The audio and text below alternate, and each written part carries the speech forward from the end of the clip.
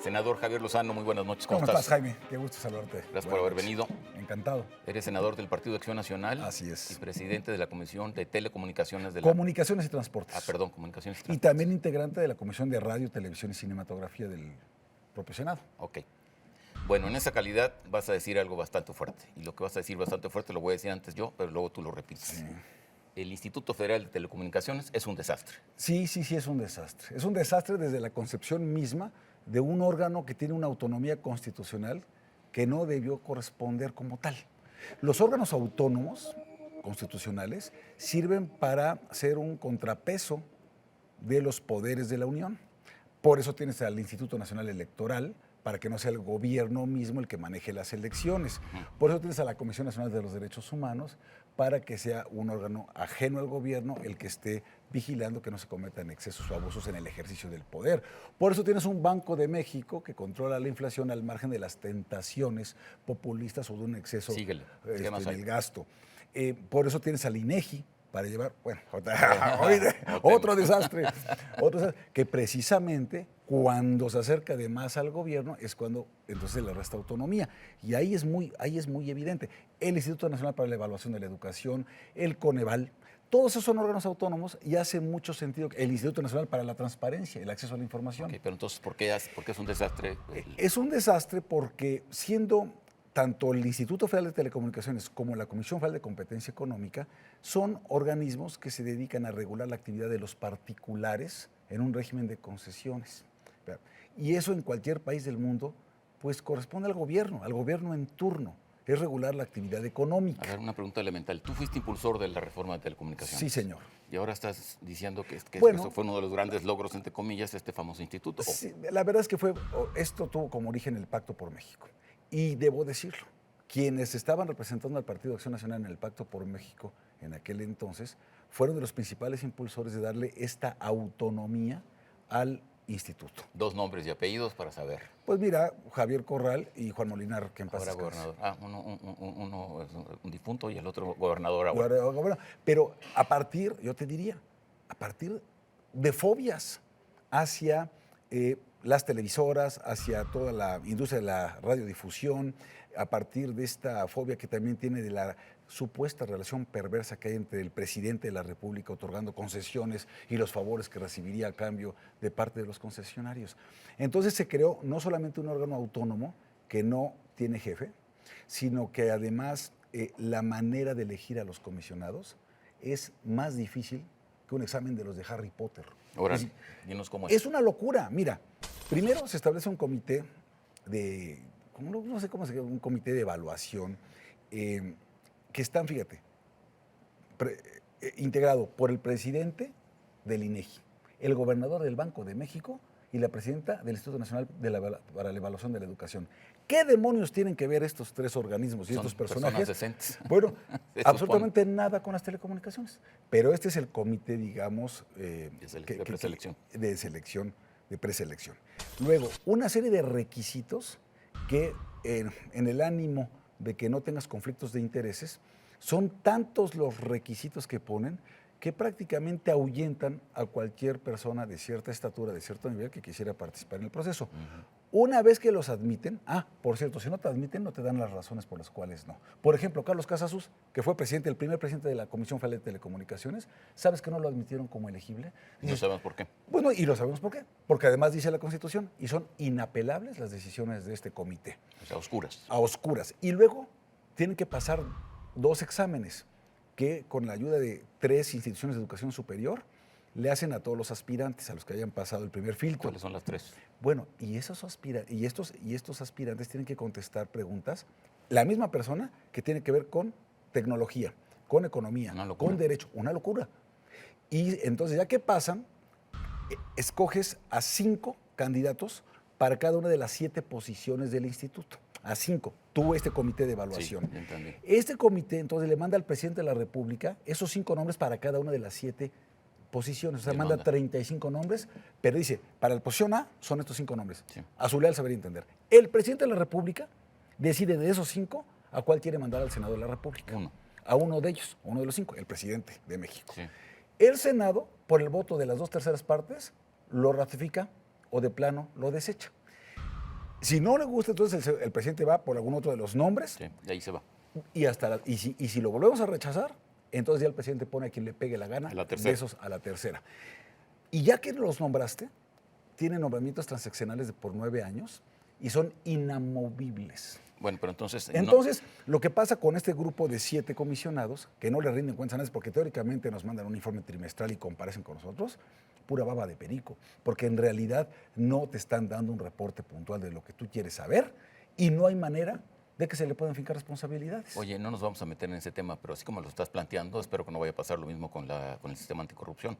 Bueno, es que ese es el problema. Cuando nosotros queremos, por la desconfianza que tenemos en la clase política entre unos y otros, lo que pensamos es que entre más órganos autónomos creemos al margen del gobierno y más, entre comillas, ciudadanos Por eso. participen en esto, entonces creemos que los ciudadanos son impolutos de peluca blanca, de toga, que nunca van a ser cooptados como reguladores por nadie, presionados. En fin, en resumen, espero, o te invito en otra ocasión Vamos. para que lo tratemos en referencia Al sistema. al sistema anticorrupción. Pero vamos entonces a esta incertidumbre y este mal funcionamiento del instituto.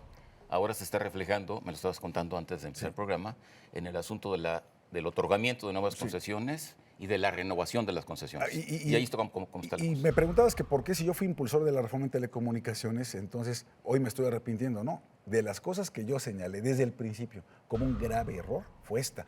Pero como venía en el paquete del Pacto por México, dijeron, ni le muevan. Y así se va. Yo presenté una iniciativa para que la COFETEL se fortaleciera dentro de la Secretaría de Comunicaciones y Transportes, como debe ser. Ahora, ¿cuál es el problema? Por ejemplo, el tema, uno de los que están ahorita sobre la mesa. Las estaciones de radio. Cuando hablas hicimos una ley de telecomunicaciones y radiodifusión. Antes había una ley de telecomunicaciones y una ley de radio y televisión. Resulta que la radiodifusión se entiende radio y televisión. Pero claro, ya migrando la televisión, por eso vino el famoso apagón analógico, hubo una licitación de una tercera cadena de televisión y bueno, ahí está la televisión andando, tienes las 2 grandes cadenas nacionales, viene una tercera próximamente. En la radio tienes estaciones de AM y FM. Lo que dijimos en la ley fue todas las asignaciones de nuevas concesiones, tanto de radio como televisión, tendrán que ser por licitación. La legislación anterior no lo preveía así. Ahora tiene que ser por licitación. En principio Suena bueno, bien. Como que no. Segundo, el dinero no puede ser el factor determinante o preponderante para asignar una licitación. Dices, está bien, que no sea billetazos, que sea la barra programática, tu buena viabilidad o capacidad financiera, operativa, administrativa, jurídica. Suena bien. ¿Cuál es el problema? Que tenemos muchas estaciones todavía de AM que no migraron a FM. De manera discrecional, la autoridad en años previos dijo, estas, las famosas combo, las convierto las de AM en FM sin que me pagues un centavo. Y para los que ya tienen hoy una concesión de radio, si la quiere renovar, tendrá que pagar al Estado mexicano, ¿verdad?, por el uso de ese espectro. El espectro radioeléctrico es por donde se transmiten Entonces, las para ondas. para puntualizar esto, no hay un criterio de cuánto pagar Así y es. no hay un criterio de cómo otorgar la renovación o por ejemplo la inmigración, la migración de un Son 2 de cosas. AM a FM. No, y No hay yo criterio. te diría, son 3 cosas. Primero, bueno, y déjame hacer también antes Vamos muy rápido con el tiempo.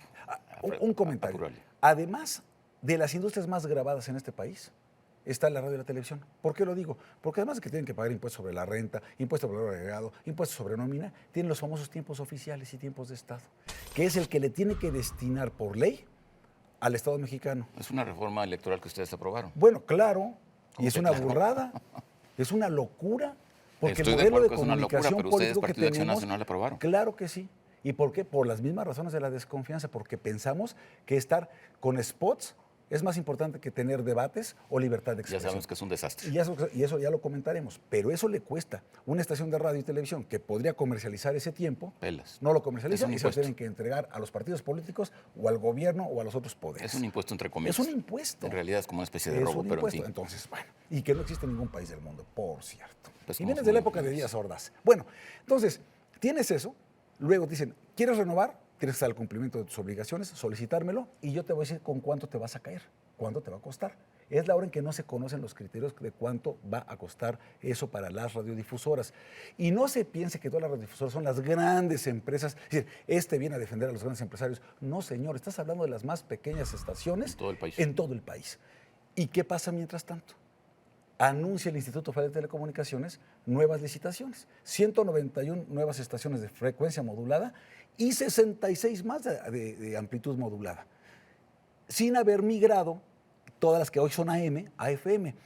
¿Qué es lo que pasa? ¿Cuál es la preocupación de la industria y la mía? Que yo llevo muchos años, llevo 20 años en este sector.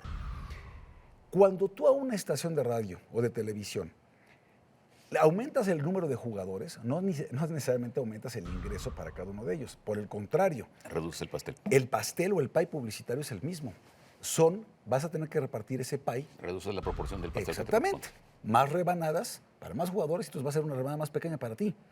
Y me dice, oye, pues qué bueno que haya competencia. Sí, no. Porque el problema es que si hay esa competencia, sin tener un ingreso garantizado, una viabilidad financiera, una autonomía, que tengas una supervivencia financiera, ¿a qué recurres? Al gobierno, a papá gobierno, municipal, estatal o federal, que por arriba o por debajo de la mesa te sostenga y entonces tu línea editorial tiene va a dictar. El propio Estado. Entonces, eso le pega a la propia libertad de expresión y al derecho a la información, que son dos derechos humanos fundamentales previstos en el sexto constitucional. Senador, tenemos 13 minutos y nos queda prácticamente uno.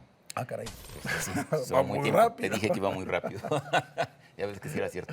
Bueno, entonces, ¿qué es lo que procedería?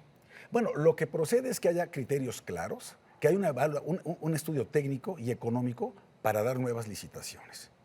¿Sí? Antes de inundar el mercado con nuevas licitaciones, con nuevas estaciones, haz este estudio técnico y económico. Segundo, que haya un criterio único, que sea conocido, certero, para la renovación y que no sea tan gravoso que haga inviable un proyecto para radio o televisión de las estaciones existentes. Tercero, son esos dos. Y tercero, que las estaciones que están en AM pasen a FM, como lo dice la propia ley.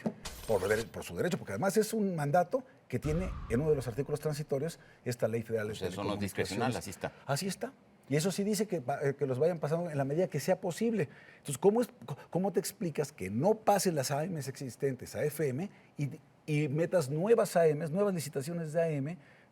Y con esta situación económica, la economía no está creciendo. A lo primero que le recortan gobiernos y empresas es a la publicidad y por lo tanto el tiempo y la publicidad nos comió el tiempo. ¿Ya ves? Senador, muy ilustrativa tu exposición, Javier. Te agradezco mucho, Jaime. No, al contrario. Y es una preocupación bien válida y ojalá esto pueda... Te reitero la invitación para que vengas y sigamos con las veces que sea necesario. Gracias. En contexto, buenas noches. Hasta la próxima semana.